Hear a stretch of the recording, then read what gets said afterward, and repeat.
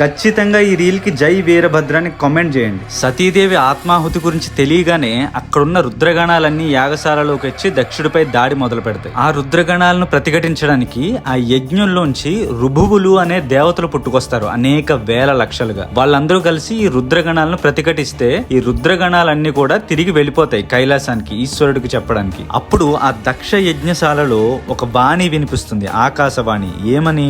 దక్ష, నువ్వు నీ మూర్ఖత్వంతో జగత్కారకుడైన పరమేశ్వరుడి పత్ని అయిన సతీదేవి ఆత్మాహుతికి కారణమయ్యావు. ఇది నీ పతనానికే కాదు, ఇప్పటి వరకు సృష్టిలో జరగనంత విధ్వంసానికి దారి తీయబోతోంది, రెడీగా ఉండు అని చెప్తుంది. ఆ విధ్వంసం పేరేంటో మనందరికీ తెలుసు. సరే, రుద్రగణాలందరూ వెళ్లి ఈశ్వరుడికి సతీదేవి యొక్క ఆత్మాహుతి గురించి చెప్పగానే శివుడు వెంటనే భగ్గున మండిపడి భూమి కంపించేలాగా తాండవం చేస్తాడు. చేసి తన జటలలో ఒక జటను ఊడబెరికి పర్వతంపై క్రోధావేశంతో విసిరికొడతాడు. ఆ జట 2 ముక్కలయ్యి అందులోంచి ప్రళయకాల మహాభైరవారావం పుట్టిందిట. అంటే అంత శబ్దం పుట్టింది. ఆ 2 భాగాలైన జట యొక్క మొదటి భాగం నుండి పుట్టినవాడే వీరభద్రుడు. పుడుతూనే అత్యుగ్రంగా 1000 భుజాలతో భూమండలాన్ని మొత్తం ఆక్రమించి ఆ పైన ఇంకో 10 అంగుళాలు ఉన్నట్టు ఆయన అంతున్నాడు. ఆ జట యొక్క 2వ భాగం నుండి మహాకాళి జన్మించిందిట. శంకరుడి యొక్క క్రోధ నిశ్వాసల చేత 100 రకాల